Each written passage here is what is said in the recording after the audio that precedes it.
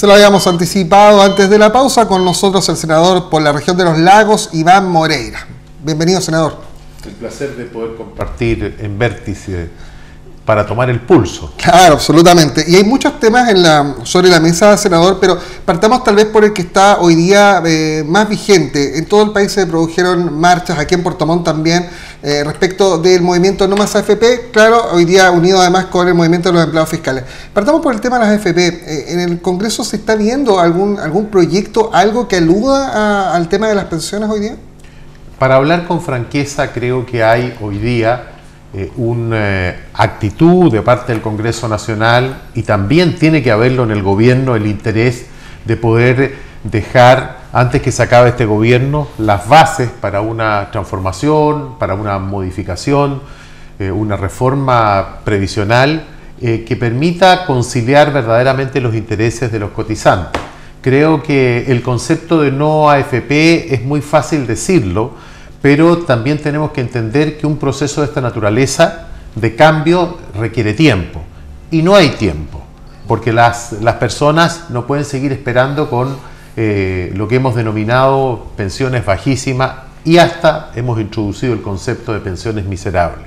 Dentro de eso yo quiero señalar de que la propuesta que hoy día se está elaborando, se está conversando, es de que los empresarios a sus trabajadores puedan imponerle con costo del empleador un 5% de la cotización, un 10% el propio cotizante, y finalmente aquellas pensiones bajas el gobierno le haga un aporte previsional.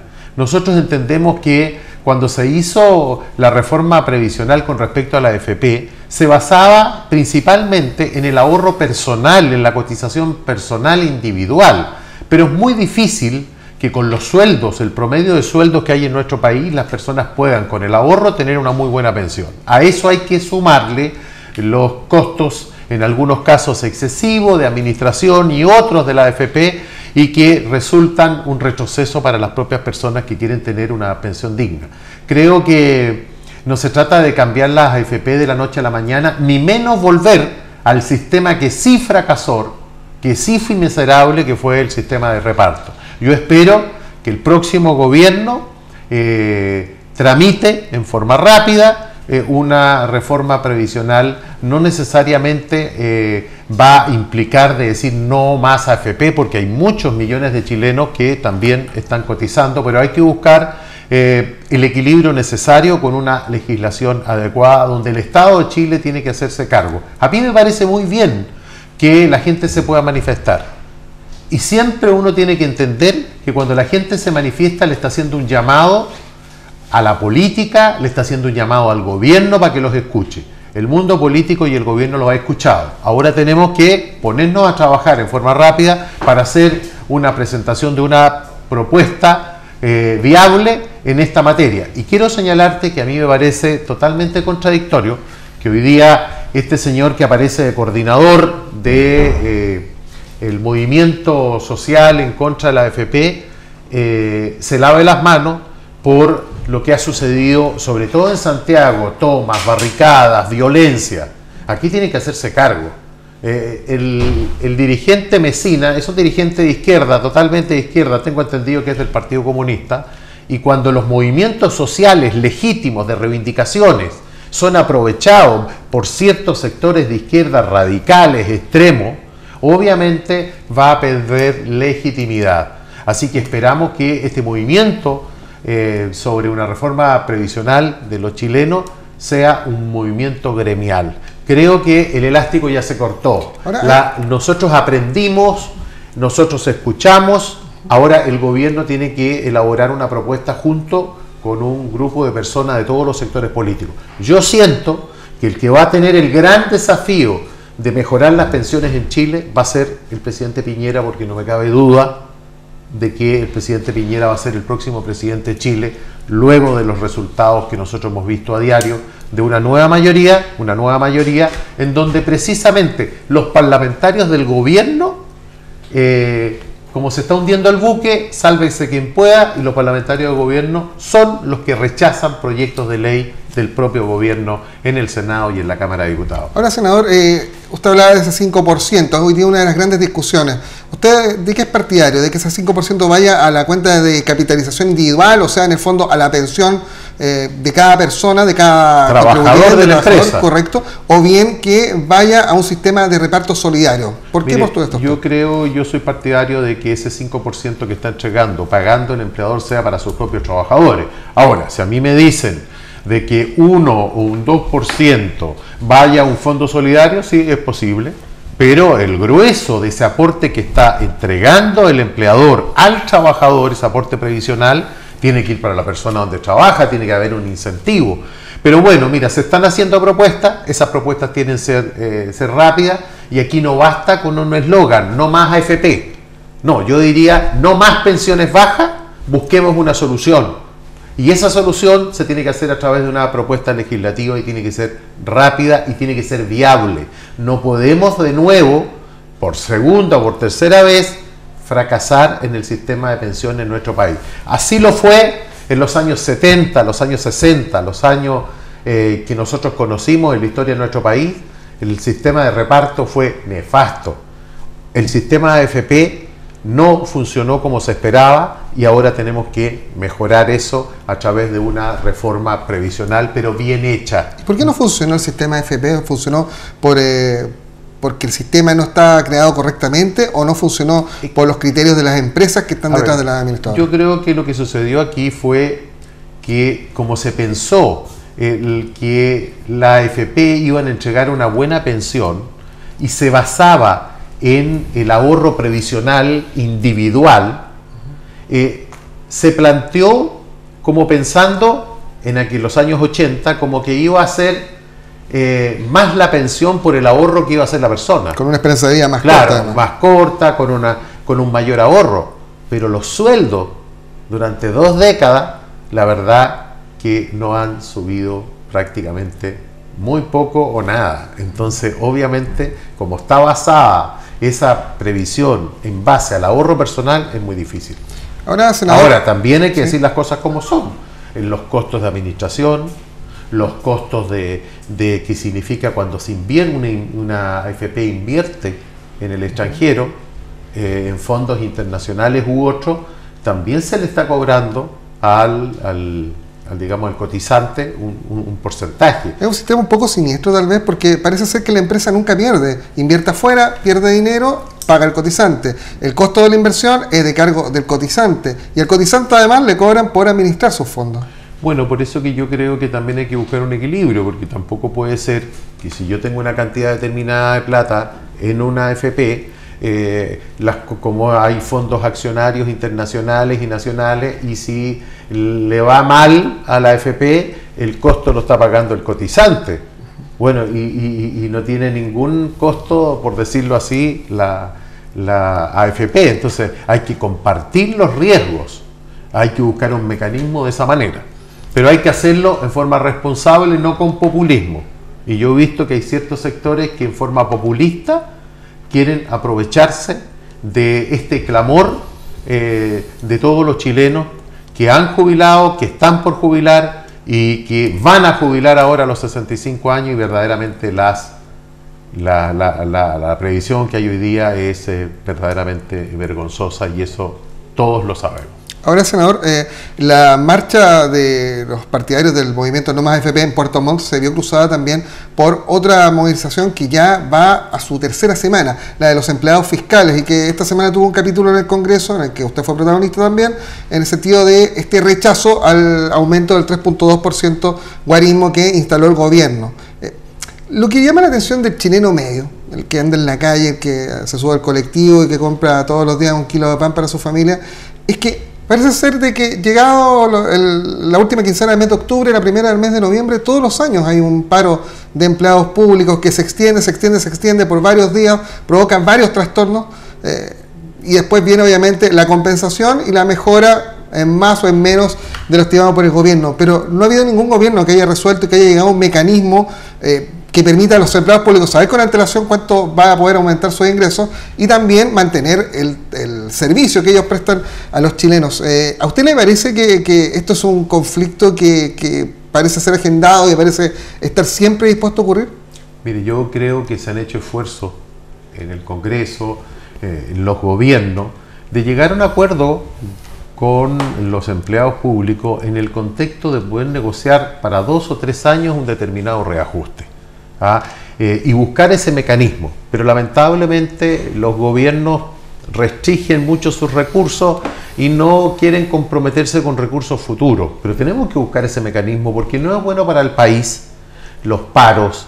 Al contrario, imagínense, ya llevamos una semana, el perjuicio, el daño que se le causa a las personas, pero ellos, los dirigentes, nos dicen, bueno, la única forma de protestar y que nos escuche es hacer un paro.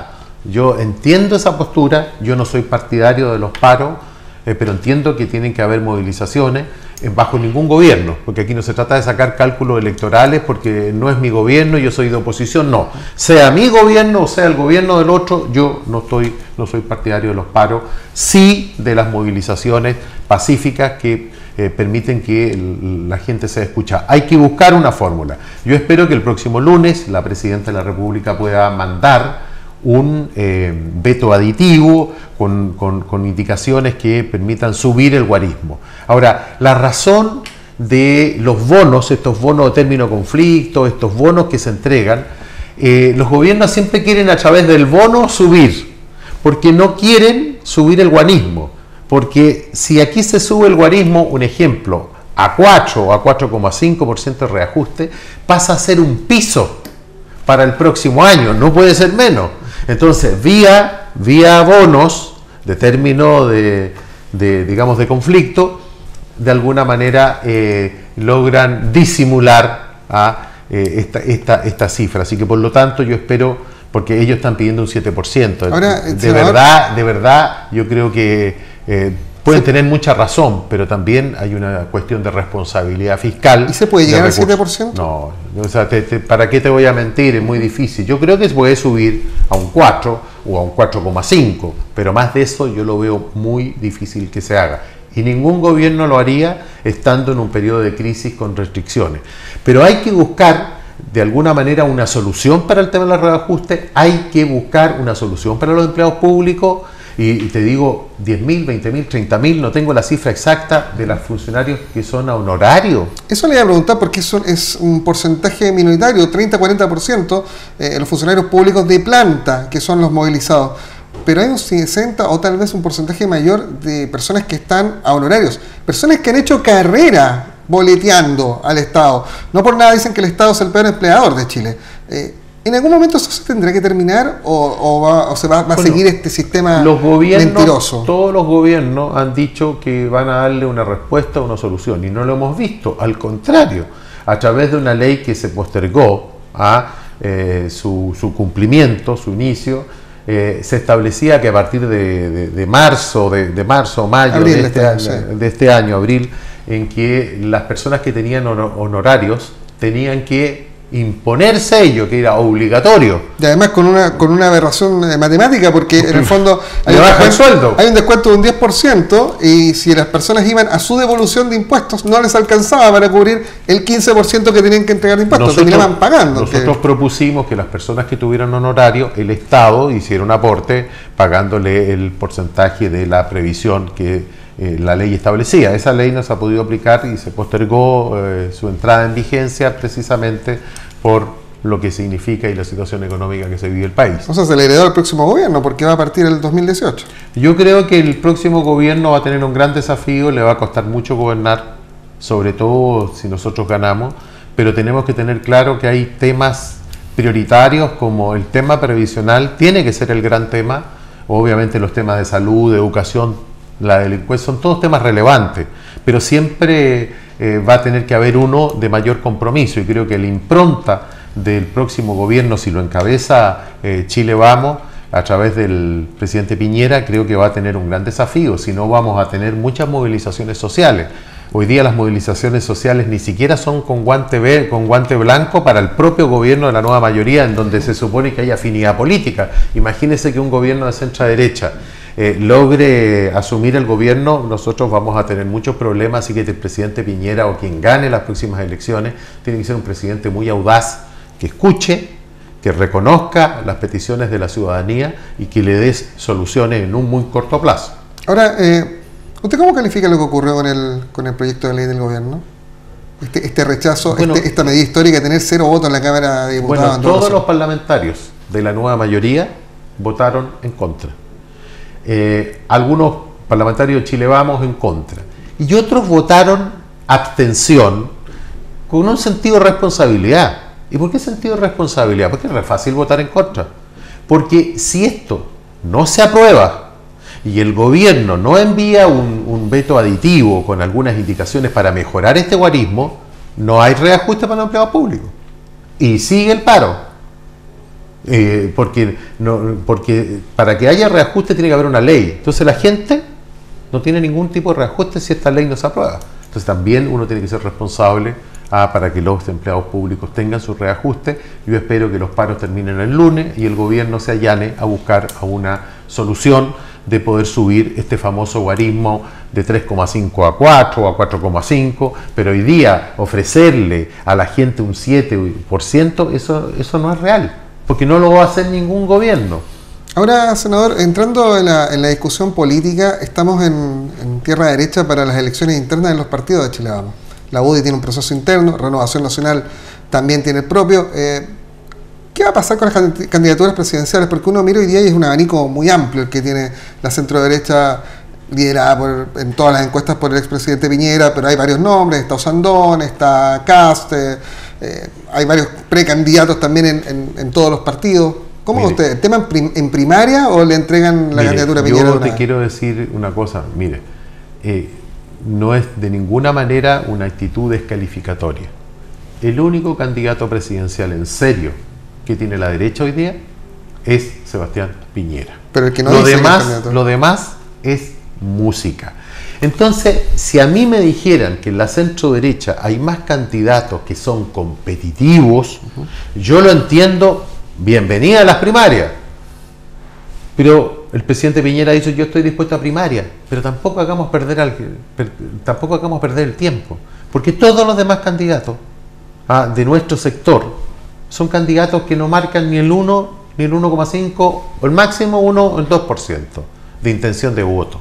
Entonces no perdamos el tiempo en fortalecer la candidatura a Sebastián Piñera con un programa que contemple de alguna manera las soluciones de los problemas de los chilenos, escuche a la gente y el desgaste se produzca en las primarias de la nueva mayoría, que seguramente va a ser Alejandro Guillé y el expresidente Lago. Ese es un problema de ellos, porque hoy día la intención de voto de los chilenos es generar un cambio. Hay un castigo muy grande por la nueva mayoría. La nueva mayoría no fue a votar en estas elecciones, y como no fue a votar en estas elecciones, nos permitió a nosotros fortalecernos y tener muchos alcaldes y ganar la UDI muchas alcaldías. Yo creo que se va a reflejar lo mismo en la próxima elección. Sí. La nueva mayoría no quiere votar por ellos porque está cansada. Y ahí lo peligroso es que aparezca cualquier caudillo, muy peligroso, y tengamos una situación similar a esta lista del Podemos, como sucede en España, que son prácticamente sectores extremos y verdaderamente anarquistas. Ahora, senador, usted dice ganó la centro derecha, ganó la UDI, pero uno mira las cifras y lo que ganó fue la abstención.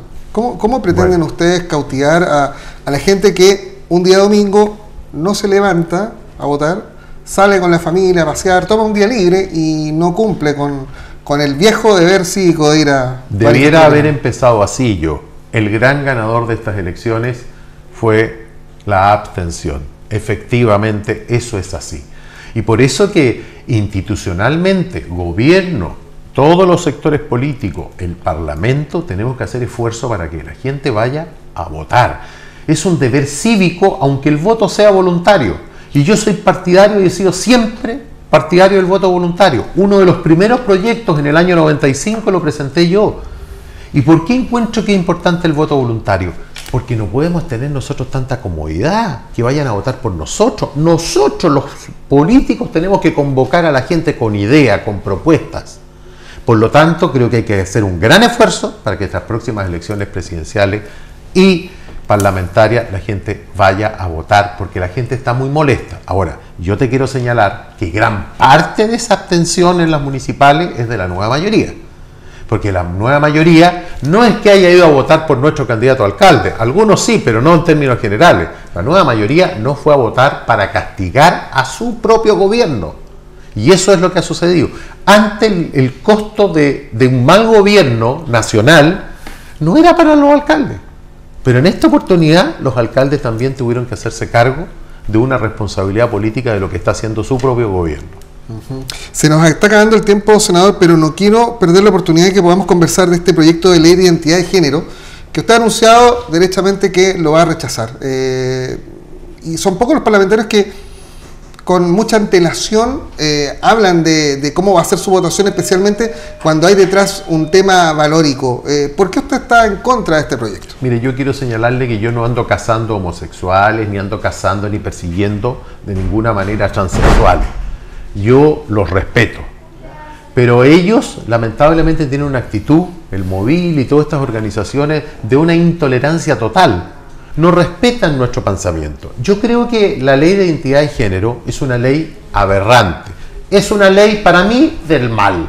Y en conciencia así lo pienso.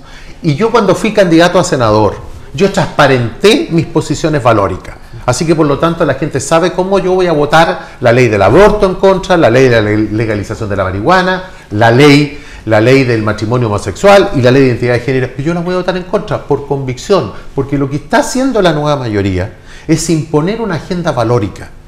Estos hechos no son aislados, están todas estas otras leyes que persiguen imponer un cambio no solo cultural, un cambio moral en nuestro país, porque los padres constitucionalmente tienen el derecho de educar a sus hijos. Y hoy día este proyecto de ley establece que un menor de 16 años, menor de 18 años, puede ir al registro civil y pedir el cambio, o a los tribunales de familia y pedir el cambio de sexo.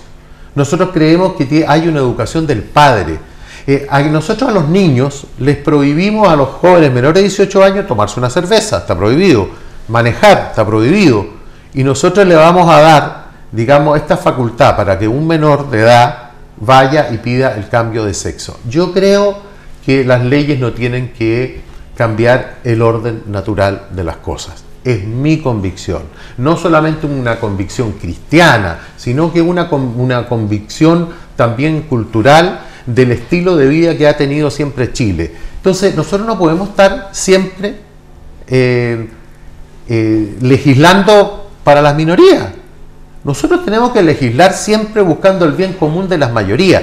Eso no significa que nosotros vayamos a dejar a las minorías indefensas. Ellos hablan, por ejemplo, las grandes contradicciones, nos tratan de homofóbicos, de fanáticos, y ellos son los verdaderos fanáticos porque no toleran que alguien piense distinto. Un solo ejemplo, ellos han hablado que nosotros, los que estamos en contra, junto al senador Alamán, que hemos aparecido en la prensa últimamente, nos han dicho a nosotros que nosotros no respetamos los derechos humanos en todos estos temas valóricos. Y yo les pregunto a ellos, ¿y ellos respetan los derechos humanos de un niño que está por nacer porque ellos están a favor del aborto? El señor del Móvil Jiménez, en forma sarcástica, irresponsable, grosera, cuando le preguntaron por el tema del aborto, dijo en forma irónica, dijo de que con los fetos iban a hacer crema. Usted comprenderá que con ese tipo de personas es muy difícil dialogar. Más que nunca tengo la convicción de que la ley de identidad de género atenta contra la familia, atenta contra nuestra sociedad y nosotros tenemos que defenderla. Chile es un país católico, es un país en donde cada vez avanza el pueblo cristiano. Yo soy un senador evangélico y yo voy a cumplir con mi deber de ciudadano y mi deber de ser un senador evangélico y voy a votar en conciencia, le guste o no le guste a la nueva mayoría.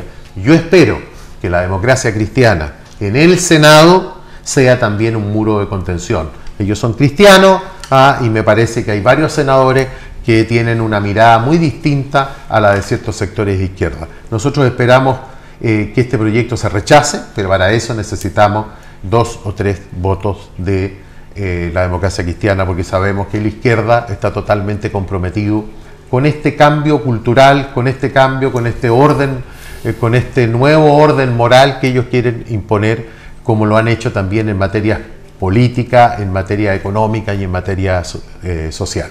Ok, muchas gracias, senador. Con el senador Iván Moreira cerramos esta edición del Pulso de la Noticia, como siempre, aquí en la señal 12 de BTR.